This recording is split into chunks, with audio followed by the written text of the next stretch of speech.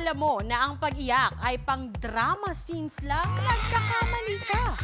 Ayon sa siyensa, may calorie burning effect ito at pwedeng makatulong sa pagpapagaan ng timbang. Pero gaano nga ba ito katotoo? Fact number 1, ang pag-iyak ay may calorie burn effect. Ayon sa American Journal of Psychology, ang emosyonal na pag-iyak ay maaaring magsunog ng 1.3 calories per minute. Kaya kung iiyak ka ng isang oras, parang naglalakad ka na rin ng 15 minutes.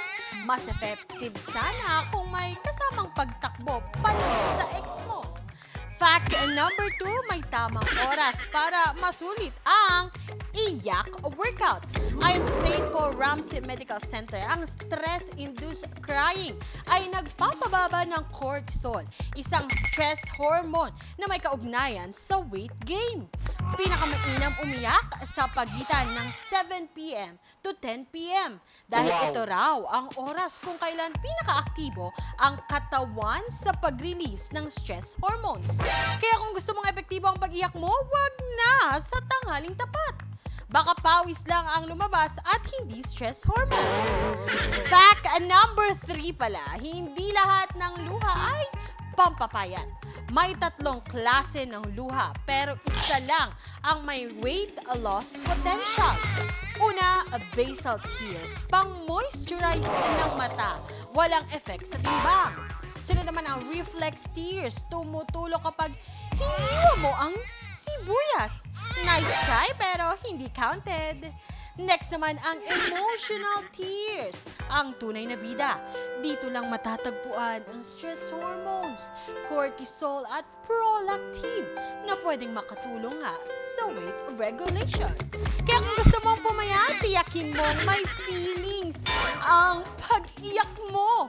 Walang saysayang fake tears mo sa pelikula ng buhay mo. Kaya naman dito naman tayo sa fact number 4. Ang pag-iyak ay parang mini cardio workout. Alam mo bang tumataas ang heart rate mo kapag todo hagulgul ka? Ang intense crying ay maaaring umabot ng 120 beats per minute, katumbas ng brisk walking o mild aerobics. Kung may akabo ang teleserye episode, baka naka-light workout ka na rin. Pero mas malala kung nag-marathon ka ng buong season. Dito naman tayo sa ating fact number 5. Paano mas pataasin ang iyakan calories? Para masulit ang calorie burn, subukan ang mga sumusunod. Una, yung iyak na may kasamang iyug-yug ng balikat. Mas maraming muscle ang gumagalaw. Sunod naman, yung iyak na habang nakayakap sa unan. May resistance training ka pa.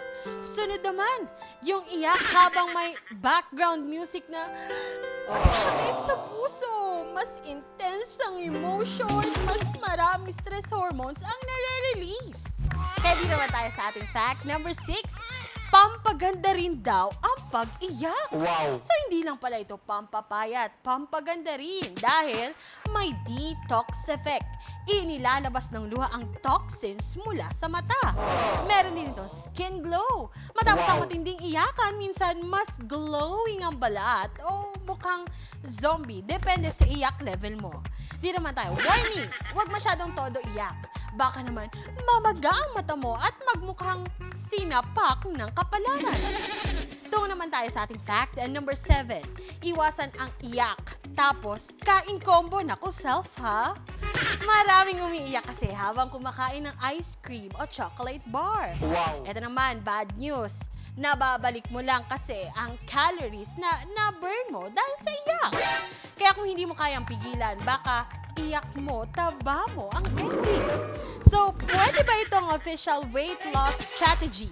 Hindi sapat ang pag-iyak lang. Mas effective pa rin ang balanced diet at exercise. Pero kung gusto mong mag-release ng stress at magkaroon ng konting calorie burn, bakit hindi? Kaya next heartbreak mo, isipin mo na lang, okay lang yan. At least 1 calorie per minute ang nababawas.